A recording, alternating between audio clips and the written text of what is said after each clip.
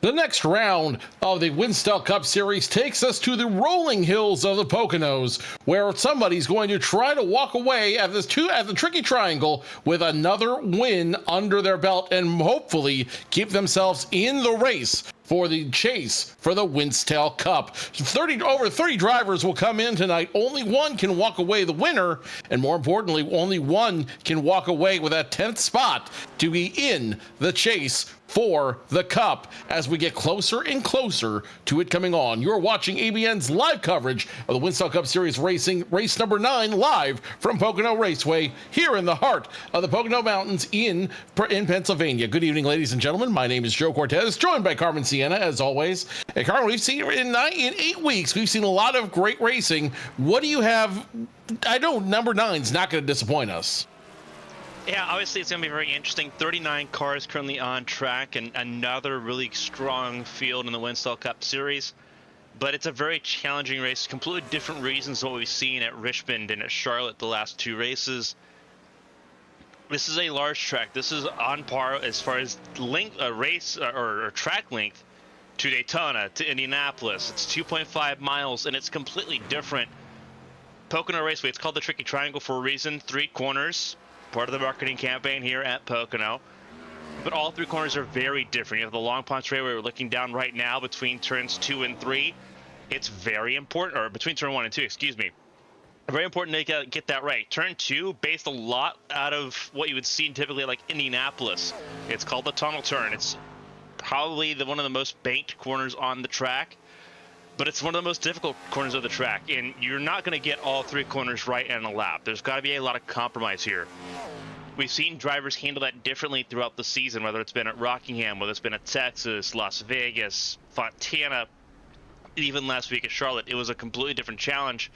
This is a long lap. These lap times are about 56 seconds, so it's a very long lap, and a lot can happen in a single lap here at Pocono. We've seen a lot of violent crashes here as well. So it's not easy by any stretch of the imagination. It's definitely possible to get things wrong and to see your race go from okay to horrible in a blink of an eye.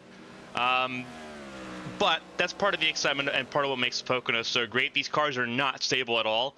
750 horsepower going right out of turn 1. These cars want to get very, very, very loose. Keep an eye on that because the tire wear is not going to help that at all. They're not going to get tighter as the run goes on. It's not going to get better. They've got to be wrestling that car from the start. Speed of this length of a super speedway, I should say, without the banking of one. Turn number 1 only banked at 14 degrees. Turn number 2 at 8. Turn number 3 at 6 degrees. So they're looking at a very large track, but a very flat one at that. Let's take you through the Winstel Cup Series standings as we are today. Gabriel Mauricio currently, in the lead with 969 points. Christian Budd only 3 points behind him. Tom Lewandowski 56 points behind the lead. Jose Solis Jr. 57 points behind. Emily Howe currently in 5th, Dylan Roberts in 6th, Mike Rasmus in 7th, Sean Peleg in 8th, Tyler Head, who we know will not be competing for the championship, sits in 9th right now, and Parker Alexander rounds out your top 10. The one person on the outside sitting looking in right now is Nicholas Doucette. 8 starts, 6 races counted, 1 win, 4 top 10s. So Nicholas Doucette could very easily sneak his way into the top 10 tonight with a win, especially if Tyler Head doesn't show up. Yeah, obviously a lot's going to come and go as this race progresses, but this is a track that typically does not fit Doucette at all either, so he's got to keep his head on a swivel tonight. Aaron Smith, he's been consistently decent, but some bad luck as some of the short ovals have really pegged the 59 car back. Chris Champeau struggling to find that consistent pace in the 18 car. Brendan McGee, a horrible race last time out of Charlotte, put him from 11th down to 14th. Christina Ryan, having missed a race at Richmond, also slid down the order, but a good run at Charlotte last time out. Back up in the top 15, not all over for the Aaron's Dream Machine there. TJ Crampton, 16th, 17th for Jonathan Hernandez, and Evan Locke, the top 18 there. Just those the out there looking in. 8 races to go, including tonight, before we get to the chase, but we're getting to the point now where every single point matters. We are not very far away from the chase, Carmen. At what point does it cut off? So the chase cuts off. So 16 races is the length of the regular season here. So it's a bit of a hybrid season, I should say. Instead of 36 races, we have 24. Bristol on July 28th is the last race of the regular season. 8 races in the chase. All that begins August 4th at New Hampshire, the Magic Mile. We are halfway with tonight's race. We are officially halfway through the season for the Winstel Winstel Cup Series. I should have learned how to speak appropriately when I got up this morning. Halfway through the season, so you're right. Every point matters at this point. Every opportunity to pick up points, every opportunity to work your way through the field matters at this juncture. The question is, who wants it the most? Who can make the tricky triangle work for them and walk away with the win? 3 minutes of qualifying, and we're seeing a lot of people on practicing right now, trying to get the feel of the track, trying to get a feel of how it's like out there. So remember, this 2004 version of the track, it was a little rough. It was not as smooth as we see it today. The bank, without the banking on it and the 750 horsepower machines, they can get a little wild through the turns. So if you're going to see some trouble, look for it in turns 2 and 3, where it's a little flatter and these cars can get a little more sideways. Yeah, you're looking right now at one of the new drivers coming into the season. There's 3 debutantes here. The first one's Steve Brown on track at the moment on his first and only qualifying lap. Remember, Winstel drivers only get 1 lap, and you saw him already get sideways there through turn 1. Very important to try to keep that car underneath you throughout the lap here. And it's a long lap here. Steve Brown on a run. Same with Kyle Merkel, who's just started his out lap here. So time of the essence to try to get these lap times, and Merkel in the 09, yeah, obviously you had Steve Brown there in the 43. We had one more new driver. That was the driver of the number 60. See if we can put a spotlight on the 60 car real quick. Obviously everything's shuffling here because some drivers beginning to set lap times. Dylan Roberts just went top of the board ahead of Christian Budd and Evan Locke.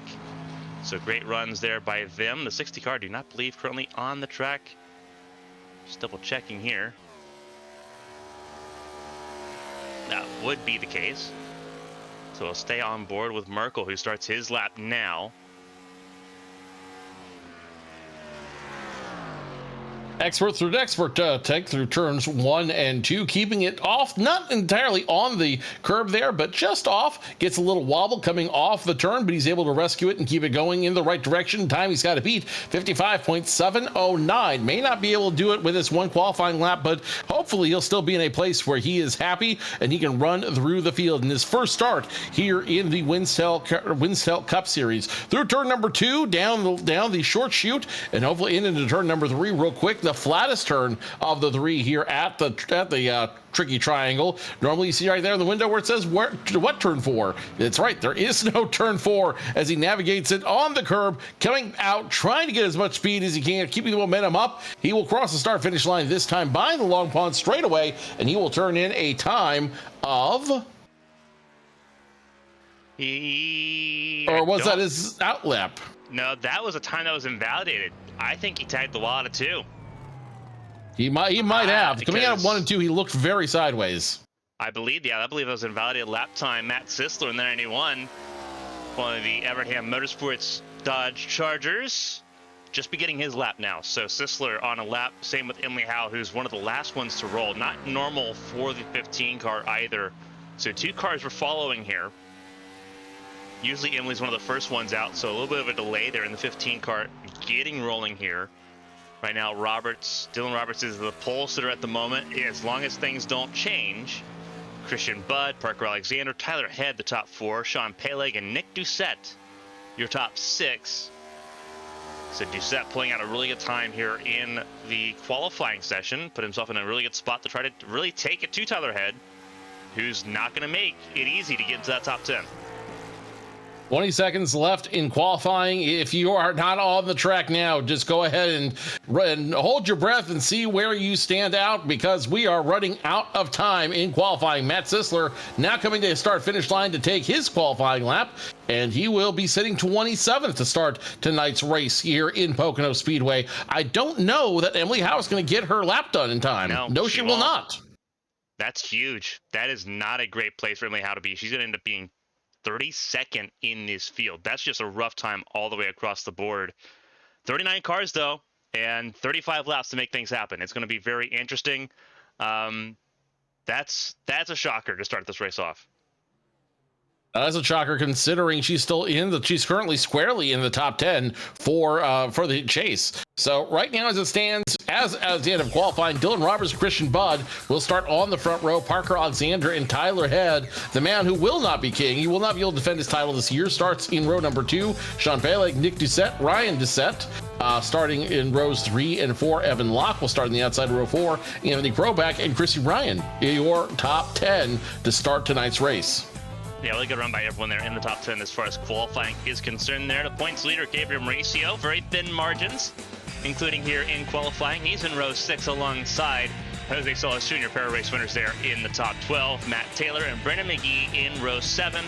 Jonathan Hernandez and Bill Snipes sitting in row number 8 ahead of James Bowles, returning after a week away, dealing with a technical issue on his end. And one of the newcomers, Alex Chocut, who we saw in the number 60 there, joining the other two debutantes in this field, Chris Champeau and Thomas Lewandowski. They'll round out the top 20. Again, interesting how a lot of the championship runners at the moment not sitting in that top 10 at the moment. It's a lot of drivers on the outside looking in that remain in the top 10. And a lot of drivers who really want to be in that top 10 are going to start further back in the field. Brandon Cruz, Alex Bates will start row number 11. TJ Crampton, Mo Perry will be in row number 12. Corey Cook and Craig Lautenslaughter in row 13. Matt Sosler, we watched him, the Rookie of the Year candidate, run his lap. He'll be on the inside of row 14. On the outside of the 88, Drew White. Roy Collins, Steve Brown, the other new driver coming in tonight, will round out row 15. Yeah, and then you have the final 10 drivers in the field. It looks like we did get to that even 40 cars. Timothy Latham, Emily Howe, a lot of the drivers that did not set a lap time here at the bottom of the order. Mike Rasmus, Andrew Griesbaum in row 17th, Olivia Hayward in the 3rd, debutante Kyle Merkel. They will be in the 18th row, 35th and 36th. Ken Huff, who's usually going to start at the back of the field in the 31 car, does so alongside Corey Steinhauser, who also had a rough race at Charlotte a week ago. Hayden Reifus back on track as well in the 89 machine alongside the Brazilian, Leandro Moreira, who will round out this 40-car field. A very interesting sort of events here with rain delays and weather being so intermittent, but we have 40 cars, a very good and healthy grid for today's event. It'll make for a fun race. Very rarely do we get all 40 cars filled out in a race, so I think this shows you just how excited people are for Pocono to take on the Tricky Triangle, especially with half the season done already. They know, like you said at the beginning, Carmen, every point matters. Every position matters from this point on. If you cannot stand and deliver, if you cannot take on the race, if you cannot take on each and every race and commit to it, you could be very easily locked out of the top 10 at this point on. Right now, top 10. Parker Alexander in that 10th spot. Only 20 points between him and Nick Doucette. So Doucette has everything to gain. Parker Alexander has everything to lose, and behind him a whole lot of drivers who are still clinging to hope. You look at Chris Champeau, 9 points back. You look at Brendan McGee, 24 points back. You look at Aaron Smith, 9 points back from that position as well. So lots of drivers looking for lots of positions tonight. Absolutely, and obviously 40 drivers, all with different ambitions, different goals, but it all begins as the pace car takes that left down towards the pit entry. 40 cars, Dylan Robertson, Christian Budd, a familiar group at the front of the field. The Pocono 500 is underway. We're racing here in Long Pond, Pennsylvania. No surprise, the 8 and the 17 get great jumps off of the straightaway, Long Pond straightaway, into turn number 1. They will be side by side. The 8 and 17 continue to fighting, but look who's behind them. The 4 of Tyler Head trying to play spoiler for all of this, as now we have some cars to rewide with the 88 all the way up the track. Everybody scattered, trying to figure out where they want to stand. It's going to be very, very entertaining as everyone figures out where they want to be on this very wide track. Yeah, again, keep an eye on some of the cars that had to start further in the back. Emily Howe getting Emily Howe almost gets two. Emily Howe almost got sideways turn 2. So we have now 2 cars in the infield, I believe. Yep, we do. That's the 21 Lewandowski and the 01 of James Bowles. Caution for the first time out on lap 1, a very long first lap. And you see the damage there on the 01. So James Bowles, one of the Rookie of the Year contenders, he will come out. He will effectively, he'll still have a quick repair, so we can get back into the race. Let's take a look at what happened here between the 0-1 and 21. As they come off turn number 2, the 0-1 just gets loose. Looks like the air got taken off him on the back end, and nowhere to go. He will overcorrect it into the 21 and take them both for a ride. The 21, I think, was okay. Did not get the same amount of damage as 0-1, who will clearly need a quick repair there. Yeah, we'll go up to the chopper cam here. Again, it's at the bottom of your screen, looking at the 0-1 and the 21 there. And this is coming out of turn 2. We know how difficult turn 2 is. It's the fastest part, it's fastest corner on the racetrack, and he loses it immediately as that car unloads. You see him just step out. Lewandowski on the inside, hoping the 0-1 can save it, but fortunately that's not the case, and everyone just goes for an interesting ride there. And that's never fun, especially on lap 1, with how difficult this track is, because it kills the amount of time you have here. Again, 35 lap race. Now Lewandowski, who's trying everything that he can here, it looks like James Bowles might already be out of this race. For Lewandowski now, it makes his job infinitely harder, because I mean there is no fast repair. That was the big kicker there. So James Bowles, as soon as his car attacked that wall the way it did, completely. And you see Lewandowski now, the damage on his car, it looked like it could have been okay, but the damage is on the right side of that car especially. Hopefully we get a good camera angle as this car comes around turn 3 here. Very much. Yeah, that is a heavy look. That's a lot of heavy lick. And that's very important. That's a lot of stability on the car that is now completely gone. Obviously, he's going to come down pit lane and have to fix it the hard way. A lot of drivers have to get used to that in the HTL Cup Series. Now that we're away from the plate races on Monday nights. But Lewandowski now in a very unenviable position. 39 cars remaining. James Bowles out of this race already on 1 lap. And Lewandowski with now it all to work for from the back of the field now. He'll end up almost certainly in 39th. The good news is for him, even though he'll end in 39th, he probably won't lose his position where he's at in the chase. He came into this race in third place, 913 points. He's got well over 100 points on the position number 11 out there. So he'll stay in the top 10. That's a good news for him. The bad news is you don't want to have races like that. You don't want to have races where, especially in the first lap, nothing is under your control or is under your control. You want to be able to go out and win every single time. So tough break for Lewandowski. He will be okay though for now. If he has a bigger run of these, that could be problematic. Yeah, and that's I think one of the big concerns there that we look at when you see races like this. You don't want them to snowball, right? You don't want it to be like a cascading avalanche. And it can happen so quickly. As far as you have some good races. Lewandowski did not have the greatest race at Charlotte last week either, but you also look at sort of how everyone else did at Charlotte, how crazy that race was last week. It is a different situation. It's a completely different sort of environment. However, to compound what happened at Charlotte with what's happened tonight, it does bring cause for concern, because again the racing does not get easier as this race as the season goes along here, because of the races coming up here. Obviously, we have Sonoma and Finion next week, and then we're off for 3 weeks for Memorial Day. We don't go back until Daytona, and we know what Daytona can be. That is on June 2nd, then Chicagoland, Indianapolis, another track just like this one, where it's going to be very difficult. Then Watkins Glen, then Michigan, and then Bristol ends out the regular season. There's a lot of really challenging races in that 7-race stretch after tonight. Especially if Lewandowski can't really figure it out for Sonoma, he's got 3 weeks to try to figure out, okay, how do I run the table here at Daytona, Chicago, and Indianapolis? We can see the field in the points just completely completely invert with how this all goes on, because we know what Daytona can do. Daytona's going to be a very big wild card, especially, and that I think can really multiply either good luck or the absolute worst of luck. And it's so hard to see right now what drivers have that good and bad luck on their side, because it will affect them mentally when they come back from that break, when they have 3 weeks to kind of just sit and simmer on it.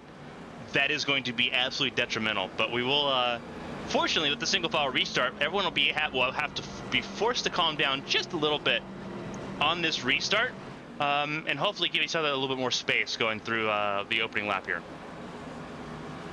So single file restart is the rule of order here in the Winstel Cup Series, replicating the rules from the 2004 NASCAR, what was then the Nextel Cup Series. So a lot of great old school style racing, a lot of old school driving, and we're going to have some fun when we get back to green flag racing. They are almost done with their last parade lap around this giant triangle, not a D-oval, not a tri-oval, a triangle, and it will be under the control of Christian Budd, the driver of that 17 machine. Green flag flies, and they are down and away once again, back to racing here at Pocono, in the heart of the Pocono Mountains, and it will be single file for most of the way through. Looks like everyone's towards the back. They're starting to jockey a little bit, though, as the front group get racy real quick.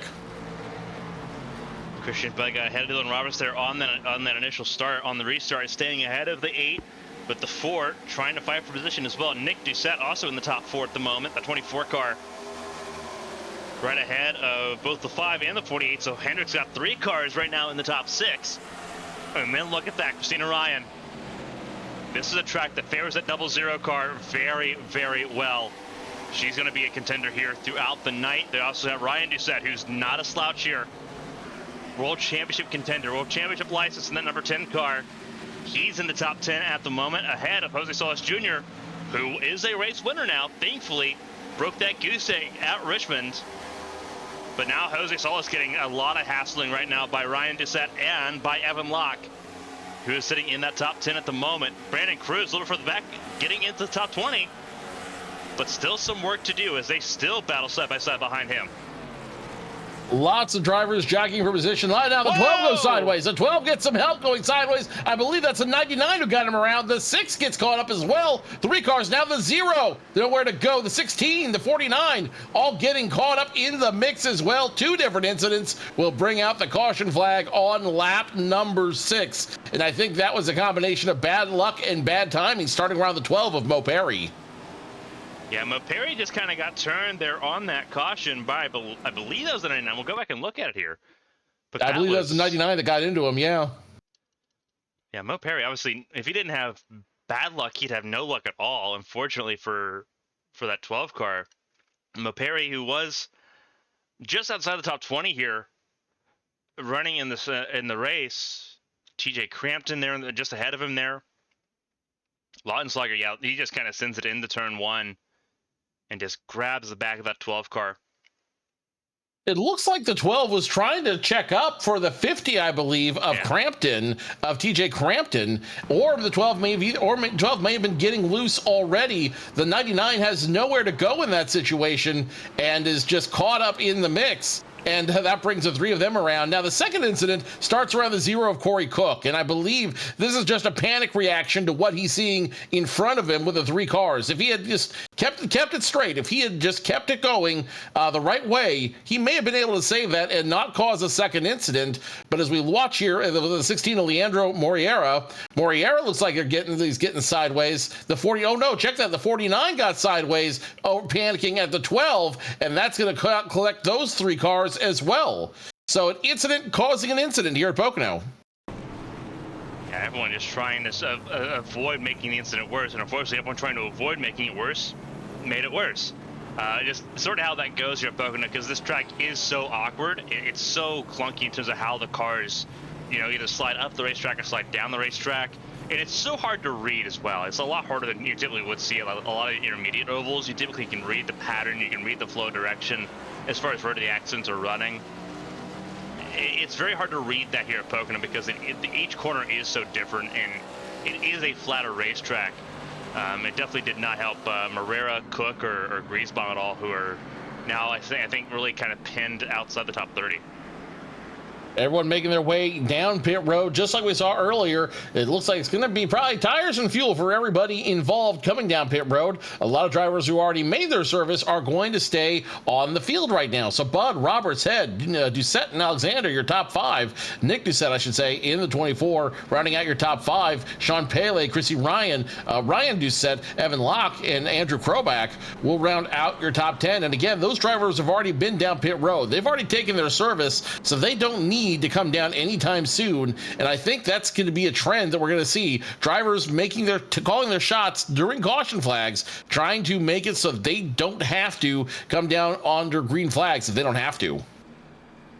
Yeah, it's interesting here because a lot of the drivers that are in the top 20 have not come down pit lane. You go all the way to 21st before you get to a car that is come down pit lane. A lot of the drivers that have come down pit lane, unfortunately, now have come down pit lane twice. You look at Steve Brown there in 22nd.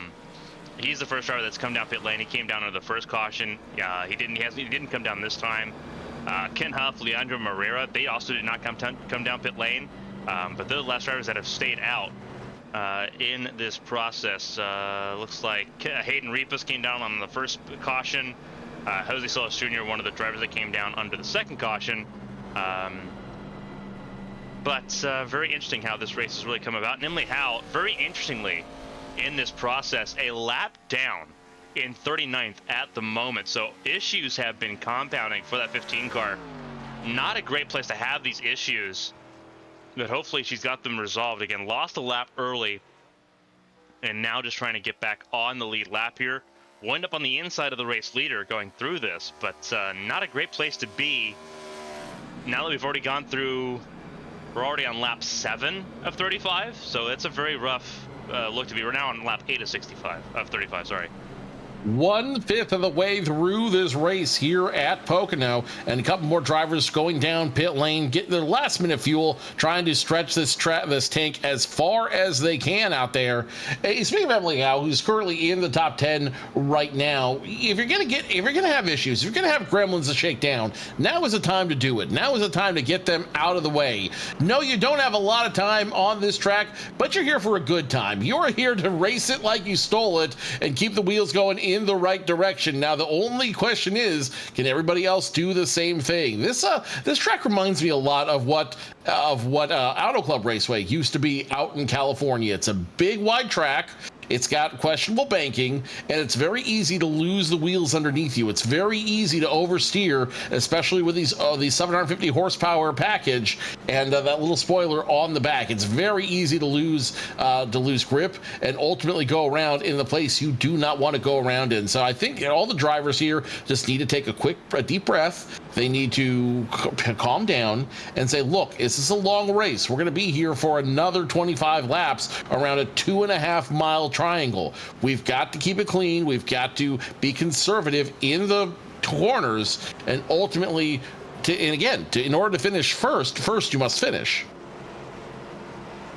And absolutely, and the traffic is such a huge factor right now, especially where all the incidents have happened. They've happened near the back of the field.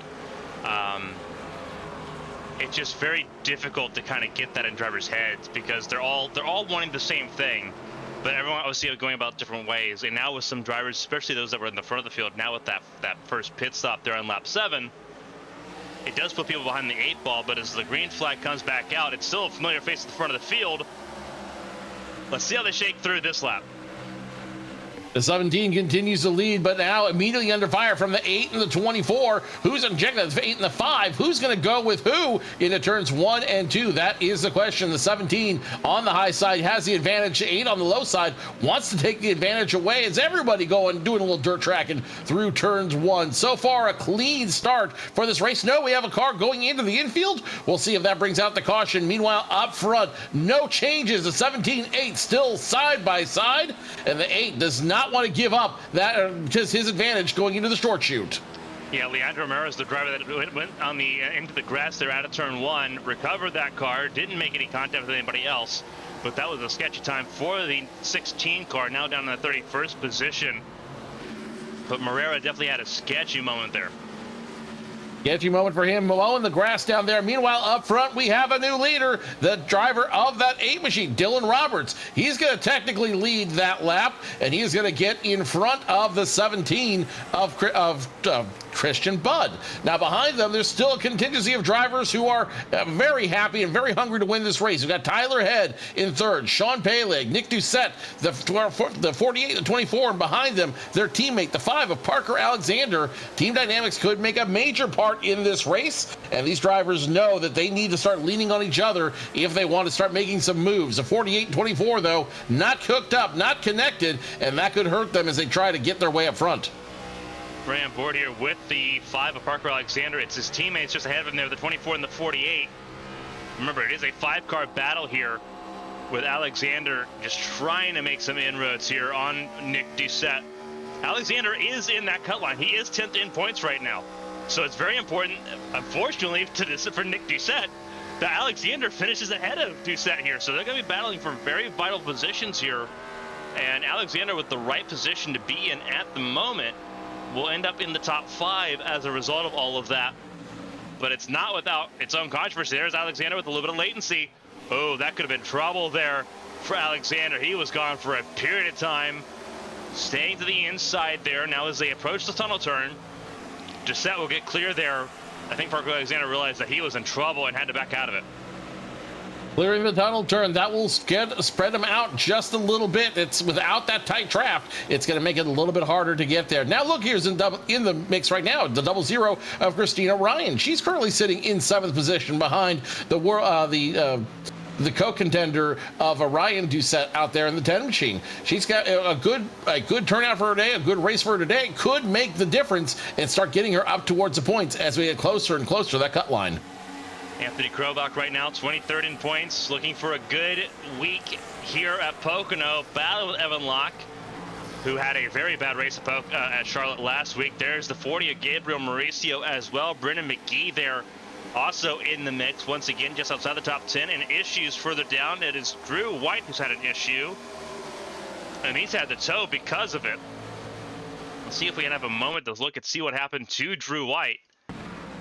This is a replay of what happened to the number 88. But I had to check up there for the 23 of Rory Collins, and you see that car just completely fell apart and just immediately towed to avoid throwing the yellow flag there. But very unfortunate for Drew White. His race is effectively over as well. His race is definitely over, as we saw that left front wheel come off the car. So he will be done. He will score him in the low 30s out there. Brendan McGee currently sitting in position number 12. And again, Brendan McGee, one of those other drivers who needs to start finishing in the top 10 if he wants to have a shot at running the chase. He comes into this race 14th position. He is only 24 points away from 13th and over 200 points away from the lead. So Brendan McGee's luck has got to change, and it's got to change soon if he wants to get into the chase. Good news is, though, he's well locked in for points, and you won't have to worry about qualifying in, maybe not even until next year. Looking at one of the debutantes here, Alex Chilcutt in the 60 car, jumping in halfway through the regular season, taking it to Jonathan Hernandez here through turn 3. Or sorry, this is through turn 2. This is the tunnel. No, this is turn 3. They have it all labeled weird. But Chilcutt making his way through here, got around Hernandez, now trying to take on Chris Champeau, but really running forward here in that 60 car, that Haas CNC machine. Teammates there with the 0 of Corey Cook. But right now, Chilcutt doing a good job so far, just kind of minding his P's and Q's, battling inside the top 15. A really good debut for Chilcutt here, as he still battles with Champeau. Champeau just staying ahead of him at the moment. But Chilcutt showing that he is game immediately upon arriving here in the Winstel Cup Series, doing an outstanding job there. And also keep in mind, there's Jose Solis Jr. has the freshest tires of everyone in the field, and he's making a charge with it. But it's a lot more subdued than what we have seen from the 29 of Jose Solis Jr. This is a very bumpy racetrack, and the tires will die out quickly. His driving style, again, not making it easy to save tires anyway, and is going to he very well could end up burning his tires off and end up being in the same spot as the leaders right now without being able to get back to them. Jose Solis Jr. in a little bit of trouble early. He's got to get some help. He's got to try to figure out what he can do to get caught up in the top 10, and he's going to need a lot of help from the back end in order to make that happen. Through turn 1, though, a new leader once again. The 17 of Christian Budd will take over the reins from the 8 of Dylan Roberts, and these two have really got their own tandem going on. They have been able to break away from the rest of the field. Tyler Head, the closest one right there, but he is easily 6-7 car lengths behind. He is almost just lost their draft, and he might need some help from some of those Hendricks boys behind him. The 24 of Nick Doucette, the 48 of Sean Peleg, and now the 10 of Ryan Doucette, bisecting between him and the 5 of Parker Alexander. They may need to line up a little bit tighter in order to start their own freight train and make a run for the front. If you have 5 horses, 6 horses, if you count Christina Ryan there in the Air and Stream Machine, they may be able to get a run faster than the 3 running up front right now. Yeah, a little bit of battling going on at the moment here. Chilcutt once again going after the 18 of Chris Champon. I believe got it there. Did get it, because there's Jose Solis Jr. just behind the 60 as well. So Chilcutt in good company as everyone goes down through turn 1, now down the Long Pond straightaway towards turn 2. Really good wide shots here, showing just how spaced out everyone's gotten here. Now they've done some green flag racing in. Completely different perspective as far as how this race has really developed. You see right there, there's actually a battle for the race lead. As you saw that through turn 3, Roberts and Christian Budd at the front of the field. Ford versus Chevrolet. Christian Budd leads that lap. Christian Budd will lead that lap. The 8 had no help out there. Dylan Roberts needed the 4 of Tyler Head to give him a shove, to get him moving out there. No such luck, and he just hits a wall of air out there hard, and that is going to keep him away from the 17. Now he's going to try it on the outside. Risky move, but he does able to get a little bit more momentum on the high side. He's got the 17 right now, but not completely. He's only 3/4 of a car length there, still wheel to wheel out there. Now can the 8 make it work through the tunnel turn? The 8's digging as hard as he can, but the 17 won't give up. Really good battling here between Dylan Roberts and Christian Budd. Dylan Roberts looking for a race win this season. Christian Budd's already got one. Trying to duke it out here. Brian, they are definitely duking it out in so many more ways than one. The 8 will lead that lap on paper, but he has not cleared the 17 yet. The 17 of Christian Budd, and already a winner in the Winstel Cup Series to start this season, start the first half of the season. He definitely wants to add another win to his column, as now the 8 of Dylan Roberts taking that away temporarily. He's got the lead on scoring lap number 19 of 35, letting everybody in front of him watch. Now that could harm both the 8 and the 17. The harder they work those cars, the more they burn up those tires, and the more they burn up the tires, it opens the door for Tyler Head. It opens the door for Nick Doucette, Sean Peleg, Ryan Doucette. They all, as they lose grip, as they have to go more conservative into the turns, these guys who are saving up their stuff, and gals who are saving up their stuff, they could have a great advantage to start catching up to them and pushing for the lead. And here's Jose Solis Jr., the 29 car. We've been keeping an eye on the 29. He was the fastest driver that came in under that second caution. He's already back up to where he started, back in the top 12 here. And he's going to easily make another position here as Krobach struggling to put the power down out of turn 3, put him up to 11th. Now he's looking to try to make his way into the top 10. Evan Locke just up ahead of him now in that 42 car. As a car came out of pit lane, that was Leandro Morera, who just came out of pit lane. So the first green flag pit stop of this race has taken place. And it's a 16 car that struggled early on that restart. Lewandowski still on track. Not sure exactly how far down he is, but Lewandowski still trying to duke it out, trying to do as best he can. He is currently sitting 18th despite the damage he had to his front end on the right side there. So great job by the 21 team to get the car at least in some sort of race condition. He'll be able to salvage out hopefully a top 20 and continue to hold a place in the series. Jose Solis Jr., though, he's got a very racy car tonight. He is feeling the car underneath him, and now he wants to try to dispatch the 42 of Evan Locke. Evan Locke not going to have any of it, though, doing a little bit of rear view mirror driving in order to keep the 29 behind him. They're going to continue to run side by side, but I've got a feeling Jose Solis, he might have the advantage with just a faster car. Yeah, a couple more cars coming down pit lane. Alex Bates in the 25, Olivia Hayward in the 36. I believe Hayward may have spun entering pit lane, so that's going to be a costly time mistake there for the 36. Corey Cook in pit lane as well. Second pit stop of the race for that zero machine, but a few more cars making that pit stop in this race. Dylan Roberts continues to lead the way, but as you see there, everyone's back together where it matters most.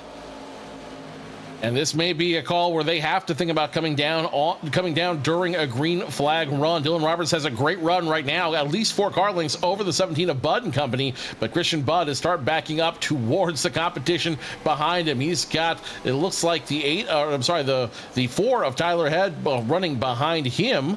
He's got then the contingency of the Doucette brothers. He's got Sean Peleg. He's got Parker Alexander back there. So all these drivers now seeing a little bit of blood in the water. They're waiting for their opportunity to strike, but yet green flag pit stops could be a very real deal that could shake up this entire race. Yeah, some more cars coming in. Kyle Merkel, Christian Poe, Matt Sisler, all of them down pit lane here under green flag. Kyle Merkel leading pit lane, staying on the lead lap. Importantly, again, for those that are at the front of the field, you're not in danger of going a lap down here. This is a 56-second lap time, 57 seconds for some. Pit lane is not nearly that long for pit stops there, especially with how large this track is. It's a faster pit lane too, as here comes Christian Budd leaders and Tyler Head. Christian Budd, Tyler Head, looks like Gabriel Mauricio going to come down pit lane as well. Evan Locke is going to come down pit lane. It looks like the 9 as well. That's Brendan McGee going to join them. The 11 is going to come down as well. Anthony Probach. So a big contingency of drivers coming down pit lane this time by. Now check that. It'll be the 1 of Jonathan Hernandez coming in as well. So a big contingency of drivers coming in this time by, getting their service. Only 1 service required because of those caution flags earlier in the race. Now the pressure is on the 8 of Roberts. He's got to figure out, when do I want to make my pit stop? When can I afford to make my pit stop? They won't be going a lap down, but knowing that I will have to come out and I'll have to come off the surface and get service at some point, it is going to weigh on him, because then he's got to go hunt down all those drivers who already came down pit road. Yeah, doing it now with the 91 of Matt Sisler here. I would have to believe that Roberts would, instead of dealing with the 91, come down pit lane, and that's exactly what happened. And he's followed by both Doucettes, Alexander, Peleg, and Christina Ryan, as Jose Solis Jr. will take over the lead of the race. And it looks like most of the field will come down.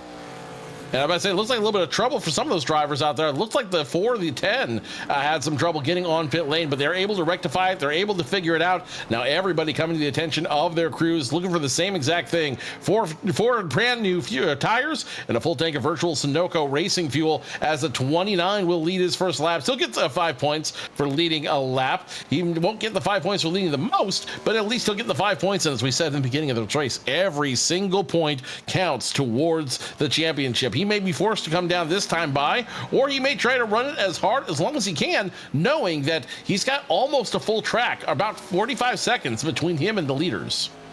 Yeah, Solis, Lewandowski, and Latham, the top 3 at the moment.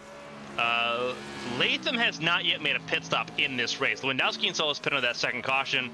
Latham, I'm assuming, will have to come down this time, because he's not made a pit stop in this race. Now the question is, with Jose Solis Jr., he pit on lap 7. He has to make a pit stop if things continue to go green from here, as here comes Latham down pit lane as expected. Solis is not good to the end of the race.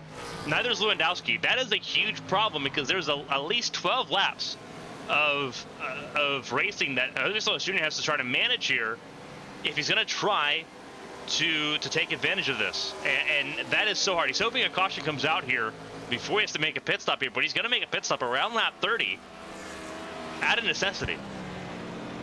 Out of necessity. Isn't that the truth? The problem, here's the thing though. If I'm the 29 team right now, I'm gambling on that extra caution flag coming out. We've already seen 2 caution flags just made by simple driving mistakes, by simple hard driving out there. If I'm the 29, I'm saying, you know what? Let's go as hard as we can. Let's do whatever we can to hold on to the lead at this time and hope that caution flag comes out. Because if the caution flag comes out, either 1, I can conserve as best I can, or 2, I can come down without any issues. Speaking of drivers who can come down without issue, the 21 of Lewandowski is going to come down pit road this time by. He's going to get service on his car, which leaves Jose Solis Jr. as one of the last survivors out there trying to endure it out.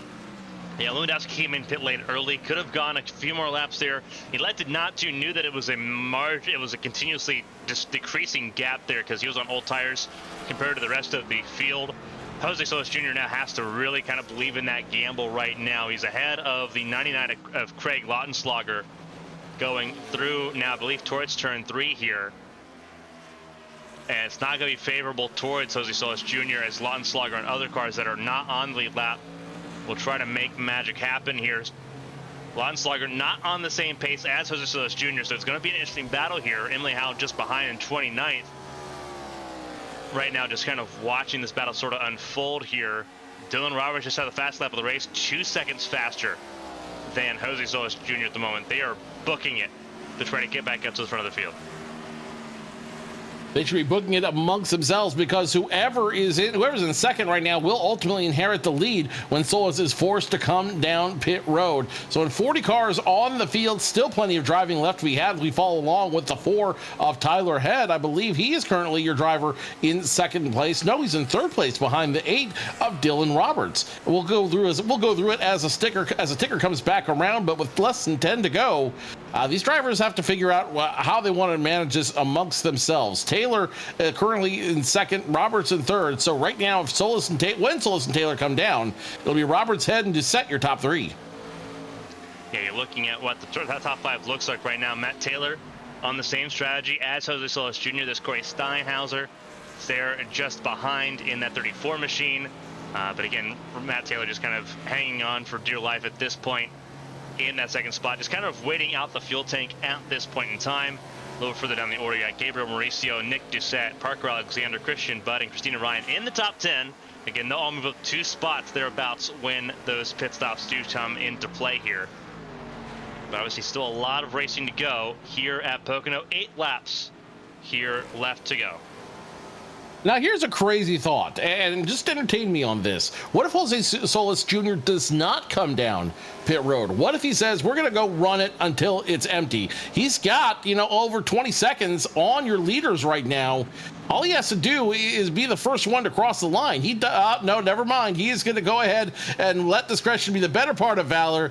My theory is completely shot here, and now the 32 will get 5 points for leading a lap. But Jose Solis, he had a great strategy as long as it lasted.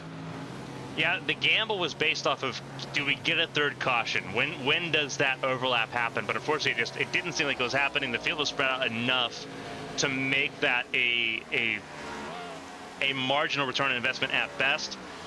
For Solis now, he can spend the last 7 laps of the race just going full bore, full tilt. And that's the way he prefers driving anyway, so it's going to be right back in his wheelhouse here. But now it's sort of going to be out of necessity to try to get back into that top 10. He'll drop all the way down to, I believe, he's going to end up being down in the 14th position, 13th, 14th. Yeah, he's in this group right here, just outside the top 10. It does have some drafting help down there. He could poke up with one of those drivers and say, let's start working our way up to the front. We've got a shot. The problem is they're also on older tires too, so they may not be able to keep up pace with him. They may just boost him, and that'll be the end of it. We'll keep an eye on Jose Solis Jr. with 6 laps to go, coming to the start-finish line. Back up front, it is the 8 machine it is the 32 machine of Matt Taylor. That remains your leader with 6 to go. The 8 of Dylan Roberts is the man who would be leader when the 32 is forced to come down pit road. You're seeing a lot of the slipstream braking just further behind. That is Tyler Head. Some champ car strategies there in play, going from wall to apron, trying to break the draft of the 24 of Doucette, the 40 of Mauricio, Ryan Doucette, Parker Alexander, Christian Budd. There's Sean Palek, there's Christina Ryan, all of them in that mix. Very interesting to see that strategy come into play here. Especially with Tyler Head just trying to hold on to that podium position at the moment. He'll end up being moved into second place. But what a good run by Doucette, by the 24 car, who really needed this good run of form to take place. Going to really tighten the battle up for the top 10 spots. You took the words right out of my mouth. That's somebody who really needed that run. He needs this run tonight. And there it goes, the 32 of Taylor forced to pull off. And that will return the lead back to the 8 of Dylan Roberts. So back to Doucette, he really needed this run. If nothing else, he needed this run for his confidence boost. He's had so many bad weeks where he's just been involved in incidents and many of them were not his fault. Many of them were just a result of hard driving. Now he's finally back where he wants to be, up in the top 3. He's got a great opportunity to capitalize tonight, and I think if he finishes this race in podium position, he could have an excellent excellent chance to start moving his way back up the fish ladder one more time and challenge Ford to get into the chase before all is said and done. Yeah, this is a really good way to kind of bring that momentum back forward there for the 24. And he's going to go for second place here. Tyler Head having to get around Steinhauser there. Opens the door for Doucette, but there's Mauricio not far behind as well as Ryan Doucette, the 10 car. They're going to stay side by side out of turn number 3. Down the front straightaway, Mauricio looks like he's picking a lane. It's picking Doucette's lane, but everyone jockeying for position, jockeying for fresh air now down towards turn 1.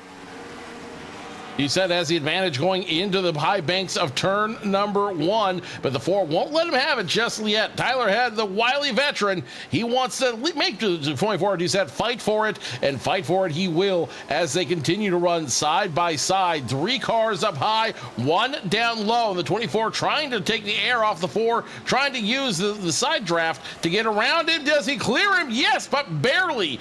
Score the 24 now in position number 2. Tyler Head drops down to position number 3, and like sharks in the water, they smell blood. Mauricio now trying to get around the 4. Yeah, and I think Mauricio checked up a little bit too much because now the door's open for Ryan to set on the outside lane, and that was an open window that was completely clean space for Ryan Doucette, but Mauricio's going to stay clear. It's going to be an absolute dogfight for the last podium spot here. Tyler Head has to defend with all of his heart at this point with lap traffic ahead of Doucette.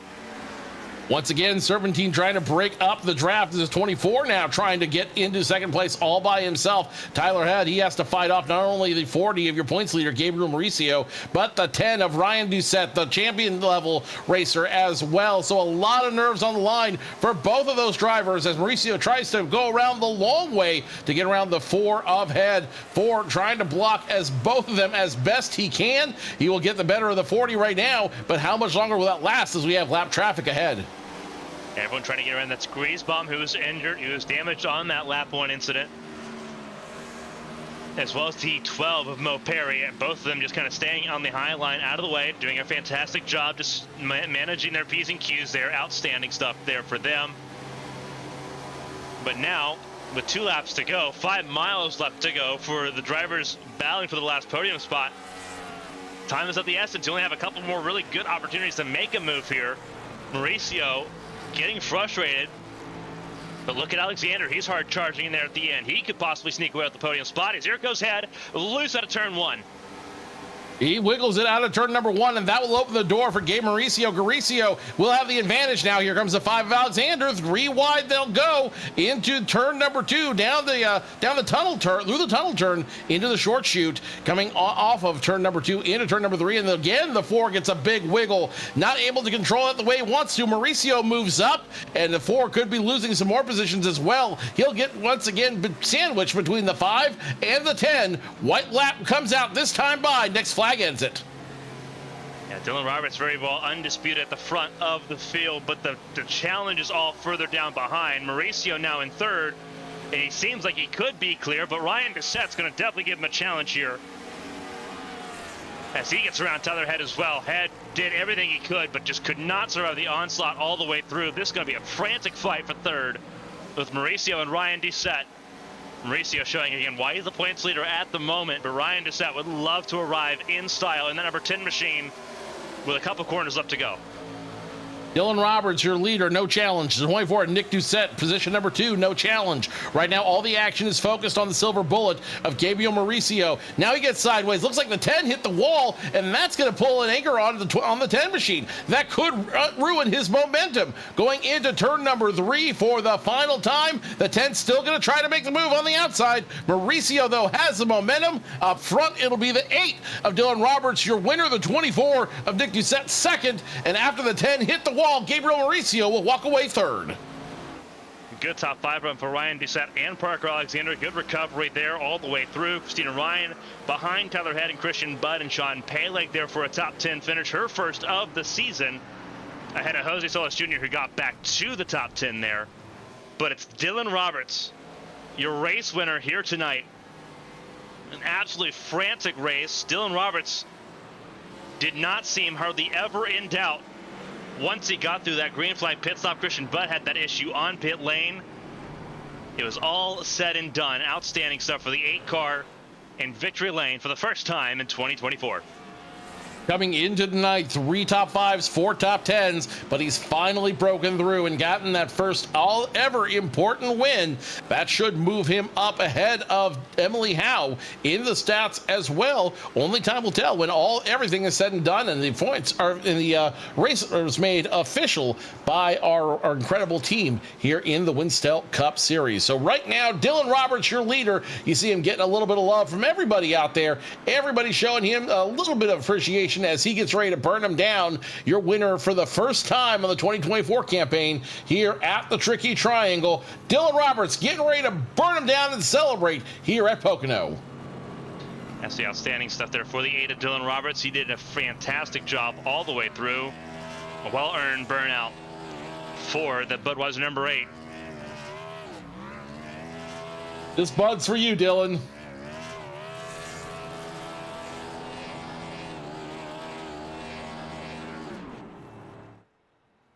Be sure to stick around with us for a little bit longer. We'll go through your finishing order, talk to your top 3, and preview what's coming up ahead here on ABN.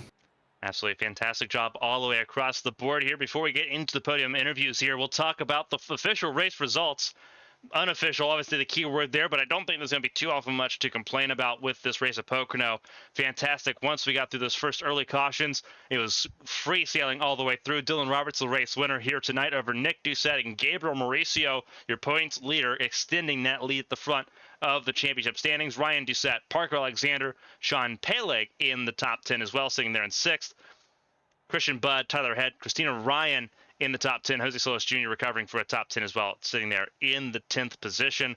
Looking a little bit further down the order here, Brendan McGee, once again, sitting in that around that top 10 area. That's a good place to be for Brendan McGee, recovering once again nicely to get near that top 10. Again, just didn't have the lap time to really sort of just make inroads there on the top 10. Jonathan Hernandez there in 12th. Thomas Lewandowski sitting in 13th ahead of Evan Locke. TJ Crampton recovering nicely for a 15th place finish. The debutant for Alex Chilcutt. He's going to fit in just nicely, getting their top 16 on debut ahead of Chris Champeau, Anthony Krobach, Philip Snipes, and Timothy Latham recovering nicely up to the top 20 there here this evening. Again, 40 cars in this field. We'll talk a little bit further down the order. Again, the second half of the field stamped by another debutant, Steve Brown, who did a decent job recovering that 43 car. It was very quiet for the 43, but he did a fantastic job, all things considered. Brandon Cruz, Alex Bates, Corey Cook, your top 24, ahead of Matt Sisler, Olivia Hayward with a 26th place finish as well. Matt Taylor, 27th, but led laps. A huge positive there for the 32 car. Emily Howe in 28th, not the race that she was wanting to have, but she didn't get a set of qualifying lap time and had an issue early on. So luckily she had the race to fall back on. She had the points to get to fall back on, but definitely not what she needed here tonight. Craig Lautenslager and Leandro Morera rounding out your top 30 here in the Pocono Raceway here. And then obviously the last 10 drivers on their screen now: Rory Collins, Andrew Griesbaum, Corey Steinhauser, Ken Huff, Hayden Repas, Mike Rasmus, Mo Perry, and Kyle Merkel, your top 38 there. I believe Merkel, one of the DNFs here. Let me double check here. Yeah, unfortunately, with Merkel, he only completed 23 laps. Drew White also out of this race early after 12 laps. James Bowles only completing a singular lap here this evening. Not what they wanted to do here, but a fantastic run all the way through. But we do have podium interviews here still set to go. We'll start. Let's see if we can start with one of the podium finishers here. Let's see who we've got available for interviews. Let's see. Let's go ahead and start with the race winner, Dylan Roberts. Dylan Roberts breaks the goose egg for the season, picks up win number 1 on the campaign. Dylan, you had an incredible battle with Christian Budd up front for the first half of the race. Then everything seemed to change when it was pit stop time. What happened there? What flipped the switch for you guys? Yeah, I mean, it's nice to change that 0 into a 1. Good to get a win here after some struggles recently. It was a fun battle there with me and Bud. I mean, Tyler was there. I feel like we pulled him after 5, and then after 10 or so, I felt like I had something for Bud. After the pit stop, I think they just kind of got jumbled up a little bit. I think they had worse luck with lap traffic. That really helped me. Went my way a lot. And, you know, once you have that gap coming out of the pit stop, it's really comfortable in the car, but you're also thinking in the back of your head the whole time, like, we're going to get a caution. The lead's going to get a race. There's no way we make it to the end. Any little thing that can go wrong, you're going over it in your head. But it's nice that nothing happened and we stuck it out. We got ourselves a win. Big win for you on the season. At what point did it all click? At what point were you like, all right, we've got complete control over this race? And you mentioned it that caution flag can come out at any time. We saw it early with 2 caution flags early. What was the plan if a caution flag did come out? I felt like I was gonna potentially roll the dice on 2 tires. I felt like there was enough of a spread throughout the field pace-wise that maybe I could have made something work there with the track position, but I'm just really thankful I didn't have to go that route. It's much more comfortable to win on 4 tires on a long run than it is on 2 tires in a sweaty restart where you're nervous, so I'll take it this way. So with this win, if my math is correct, you should be square in the top 5 but the thing is, you've got to survive 7 more races in order to stick in there and challenge for the Winstel Cup this season. What's it going to take? What do you guys need to do to keep the momentum going and be ready to challenge in 7 weeks' time? Oh, that's a great question. For me this season so far, it's been just up and down week after week. Good race followed by a bad race. Maybe a good race or 2 followed by a bad race or 2. Obviously last week that was a rough one. Wish things had gone down differently. I maybe didn't act the best I could have, but you move on, you try to rally, and hopefully we just carry this momentum. It's a hard reset. Everything from Charlotte back, that doesn't matter now. We just kind of go forward, hope that we can pull something off. A lot of competition here. You've heard me ask this question week in and week out, so I'm going to ask it to you once again. How do you carry the momentum into next week? Just hope we have the pace we had tonight. Obviously, you can't guarantee that. Really tight field here, ton of talent. I mean, everybody that's at the top end of this pack is somebody that is incredibly talented and incredibly good at this. And every single week, I am trying my ass off to get through and compete, and these guys are good. It's gonna be tough. We just got to keep fighting. Dylan, who makes it work for you, buddy? Oh, just a huge shout out to everybody behind this league. It's always fun to be able to race the the cars of my childhood as my childhood hero. Huge shout out to you guys here with the broadcast. It's great week in, week out, and just everybody that shows up every single week. It's awesome to have. I mean, we had 40 people start this race on a race that the Cup race is still going. That's incredible. It's just awesome. Dylan Roberts tames the Tricky Triangle. He will come in first at Pocono.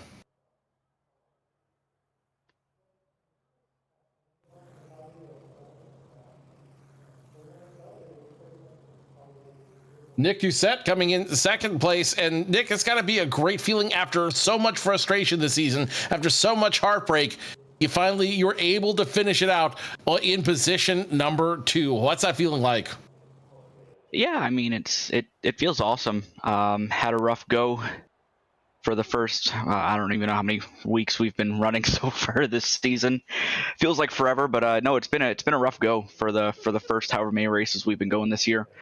But I knew Charlotte would be a turning point for us or for myself really, and just had to, like I told you guys last week, I just had to have some confidence in myself and go out there and do what I know how to do, and it turned out to really pay off for me last week. And I didn't really know what to expect entering this race. I knew it was going to be quite the challenge. Pocono's never been one of my best tracks, but I really took the time in practice to do some long runs and kind of pedal the throttle there in the corners and try to, same as last week, get that good straight line exit off the corners, because that's really what's important here at this racetrack, is to get a good corner exit to set you up for the long straightaways. And I was able to do that semi-competently, I would think. And only real screw up I had was on the green flag pit stop. I overshot my stall by like a foot, if you want to call it that, and had to back it up. But I thought that right there, I thought I lost any chance of finishing in the top 5. But I was fortunate enough to get out ahead of some others and had a great battle there with Tyler, coming to I don't know how many laps that was, coming about 4 or 3 laps to go, and I knew he was going to give me a really good battle for position. And I, going down, what's it called, the Long Pond straightaway, going into the tunnel turn, I don't know what these corners are called, but going into the tunnel turn, we were side by side, and I knew that was going to be my shot to clear him. If not, I was probably going to start falling back. So I just dove into the corner harder than I probably should have. I thought I almost blew up the engine, and I just cleared him. But I looked in my mirror and I saw there was 4 cars behind me, so I knew I had to do something quite quick. So walk us through. You had an incredible battle there with Tyler to get to second place and ultimately run away with the silver medal there. Walk us through that move you did. Walk us through how you were able to make that decision. And, and if that didn't work, do you feel like you would have been set backwards, almost punished for your attempt to fly too close to the sun? I knew that if I hadn't have made the move there, I would have definitely started falling back. On that final run there after we pitted, it took me actually quite a few laps to get a handle of the race car. Just felt like I lost all balance. I don't know what it was, if it was the new tires or if the track had just changed. It just something wasn't clicking, and I took a few laps to just settle in, kind of reset myself and try to make a charge for him. And I saw he was starting to lose the rear end of his car in certain parts of the racetrack, so I would try to set him up, take advantage for it. But I did know, because I looked in my mirror down that straightaway there, and I saw there was 4 cars that were creeping up on us. So I knew if I hadn't have made my run for it right there entering the tunnel turn, I was going to get punished. I would have started slipping up knowing that there was cars in my mirror as well. So I knew I had to clear them right there. And honestly, the thought process in that moment was, well, I had just made it out of my incident threshold. What's the issue if I get back into it? I've been on the incident threshold for the whole season so far, and I just got out of it last week with my win at Charlotte. So it was just basically a matter of, well, if we crash, I mean, he'll be angry at me, but I've already pissed off, I think, a couple people this year. So what's another one to add to the list? But we made out of it. We made out of the corner. We made it through the corner, I should say, without incident, without contact, and we were able to keep on going and gather a good finish. After your win last week and a second place finish tonight, you will still be on the outside looking in. You needed 20 points to clear Parker Alexander for position number 10. You got close, but there's still a few more points there. What's it going to take now? What does your team need to make that hurdle and ultimately bump your teammate out to get into position number 10? I don't know. I got to wave some money at Mr. H.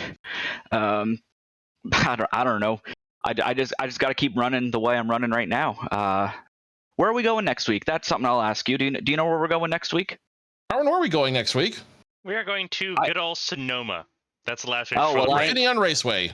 I ain't gaining no points there, so what's the point of me answering that question? It's a tough stretch. I'll go ahead and kind of break down the races here, just since I have it all pulled up here. So Infinion's next week before the break. Then we have obviously the Memorial Day break. Then it's Daytona, Chicagoland, Indy, the Glen, Michigan, and Bristol's the last race of the regular season. All good tracks for me, honestly, except for the road courses. I shouldn't say that. I run okay at road courses. They're just hit or miss, honestly, like for anyone really, unless you have a road course background, and I don't. I just go out there and try to do the best that I can, and I think I've had some luck on my side for the past couple of years. But what were the other tracks? I mean, Daytona, that's anyone's race. That's just a lottery. Chicagoland, I felt like I've been all right at.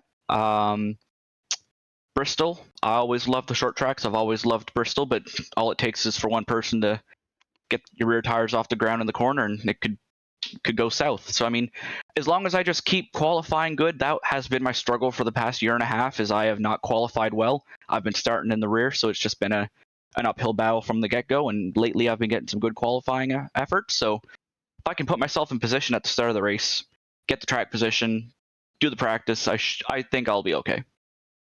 Nick, who makes it work for you, buddy? Me, myself, and I. No, I'm kidding. Yeah. As much as I'd like to say that, no, there's a lot of people. I mean, everyone at Winstel, all my good friends over at Winstel, the admin crew, Brennan, Bud, everybody, honestly. Everyone puts in a bunch of effort. I've been trying to make it to more setup development sessions, and I wish I could, but I've not been able to. But Emily's been knocking them out of the park with all these amazing setups. I don't think anyone seems to have a problem with them. And yeah, and I mean, I don't know if he's watching tonight, but I gave him a shout out last week. But hello to Ryan came out there. If you're watching, hey, thanks for watching if you are. If not, I'll tell you to rewatch the race. Nick Doucette, win last week, comes out second here tonight at Pocono.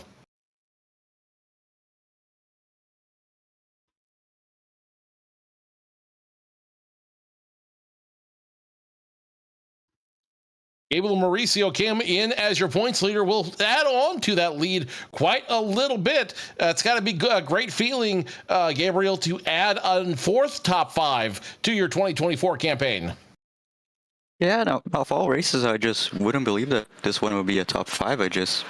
As always, I'm qualifying poorly. I don't know what's happening that I cannot qualify anymore. And when the green flag pissed up, I just gained so many positions, and right at the end, I'm barreling for P3. I just don't know how it happened.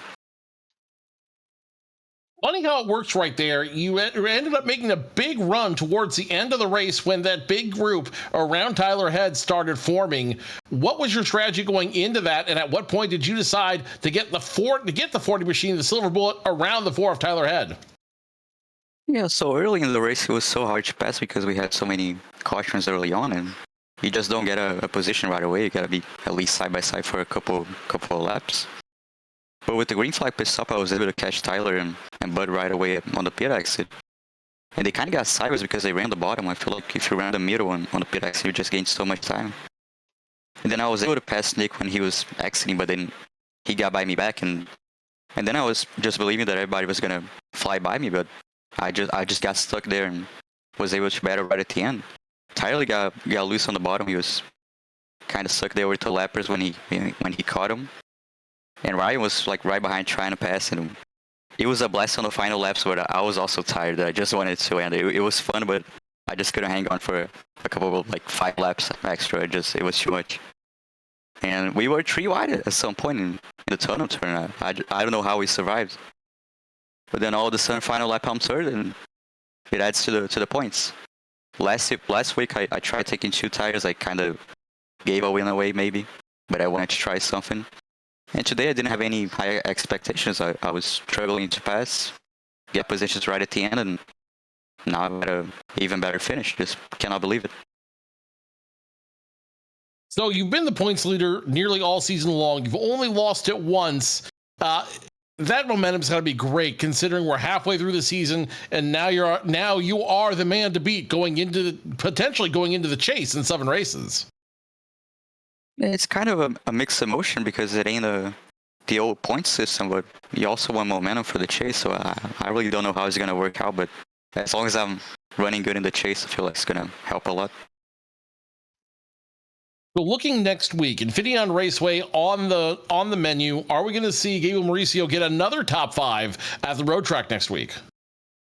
Yeah, sometimes I get a top 5 on a road track, sometimes just around the top 10, but nothing special. But who knows, maybe just a solid points day, but I doubt I'm going to be anywhere close to the top 3 or the first guys. Gabe, who works to make it work for you, buddy? Just want to thank Winstel again. They made a great setup one more time. This one was way better than last year. We could pass a lot more. We were sideways. Just awesome. And about it, just thank everybody involved in Winstel. Gabriel Mauricio will continue his points lead, walking away 3rd here at Pocono. We were promised an interesting race, and we certainly got one. A lot of great storylines to finish the night, and even more entertainment going into Infineon next week. Yeah, obviously very interesting the way everything sort of just developed here tonight at Pocono. A lot of fun racing. Obviously, I think Mauricio I'm glad Mauricio mentioned it. The racing here was absolutely incredible. The amount of we saw people just stay side by side the entire way around. That's hard to do here at Pocono. But we have a lot of really talented drivers, and they were able to show that here tonight. Dylan Roberts finally getting a race win. We heard the relief from him as far as what that actually felt like, being able to get into the win column there for Doucette. Obviously, he's not looking forward to next week, but being able to compartmentalize the road course races from the ovals here among the next 7 races, there's still a lot of important races, and that 24 has pace. It's just a matter of keeping himself on the better side of luck in that 24 machine. It's tightening at the front of the field as far as the points are concerned. Christina Ryan got a top 10 here tonight. Jose Solis recovered to a top 10. Obviously, Brandon McGee got 11th there. Lewandowski minimized the damage there, finishing 13th after being involved on lap 1 in a caution. And some very good races by debutants there. Chilcutt 16th. Steve Brown in the 21st position. They're going to fit in just nicely in the Winstel crowd, so it's nice to see them come in and help this 40-car field just really continue to evolve and grow as Winstel goes along throughout the season. It's been fantastic, and it's going to be exciting, some road course racing coming along here. It gets me excited because I get to be in the car tomorrow for Fontana for the HO Cup Series. So now it's going to be my turn to be on track, and it's seeing the racing that we saw here tonight. It's a track that it can be good, it can be bad. This is absolutely phenomenal, and we go to a track where it's going to be equally phenomenal tomorrow. You are absolutely right there. Sorry about that, call a little error. Be sure to join us tomorrow, 8 p.m. Eastern, 5 p.m. Pacific, for here on AB1 for the HTL Cup Series. They are making their third start of the season at Fontana. You definitely won't want to miss that. 8 p.m. Eastern, 5 p.m. Pacific. And of course, stay with ABN Esports all week long, as we've got some of the best sim racing you will find this side of the internet with all of our associated leagues. That will do it for us here at Pocono tonight. On behalf of my broadcast partner and the lady who makes everything work, Carmen Sienna, my name is Joe Cortez. Thank you so much for joining us. We will see you next week, 7:45 Eastern, 4:45 Pacific, for continued coverage of the Winstel Cup Series as they take on the many turns of Infineon Raceway. Good night, everybody.